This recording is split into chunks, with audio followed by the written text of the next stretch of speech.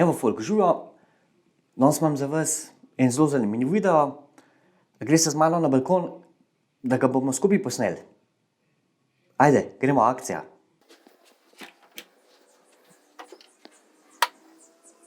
Živijo, folk.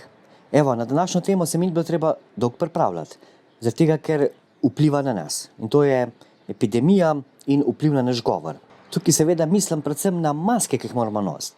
Pa jaz v tem videu ne mislim polemizirati o tem, COVID-19, verjameš, ne verjameš, maske morajo biti, ne biti. Dejstvo je, da jih trenutno moramo imeti.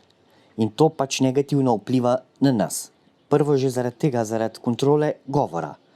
Kajti imamo manj posledično zraka dobimo, pri kakšnih tehnikah je to zelo pomembno. Oziroma slabše potem zaradi tega lahko kakšno tehniko delamo. Če bi rad izvedel več o teh tehnikah, se obrni na društvo Vilko Mazej. Več o tem, kako izgleda nošenje maske, oziroma predvsem kako izgleda govorjenje skozi masko, si že videl v prejšnjem videu, kjer sem šel na vaje govora z društvom Vilko Mazej. Več o njem pa zveš tukaj le gor. Če si pa hočeš kaj več pogledati o društvu Vilko Mazej, pa klikaj na povezavo na konc videa. Torej, kako maske vplivajo na nas? Ja, bom rekel, da kar malo slabš, pa ne zaradi epidemioloških stvari, tako kot sem prej omenil, da ne bom polemiziral.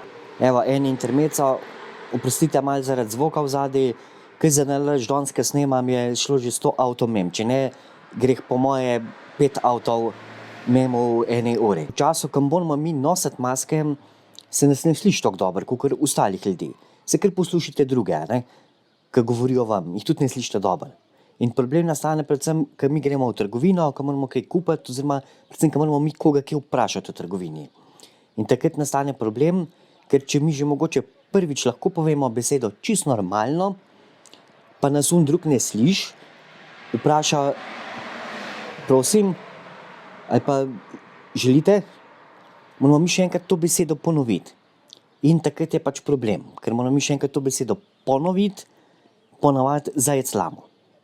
Meni zdaj, ko ovladam zadeve in tehnike govora, mi to sploh ne predstavljam nobenega problema. Evo, kakor sem vam obljubil, vam bom podal tisti glavni nasvet, kako izboljšati govor pri nošenju z masko, da vas bojo tudi ostali slišali. To je predvsem nič novega. Govoriti bolj počas, pa govoriti bolj razločno.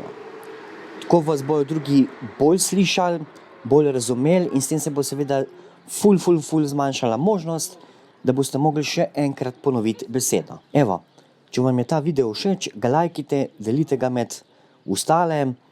Evo, nekako smo celo uspeli danes zvoziti ta video, kljub vsem enormnemu prometu, ki je danes po tej ulici, ker sploh ni glavna ulica v Mengšu.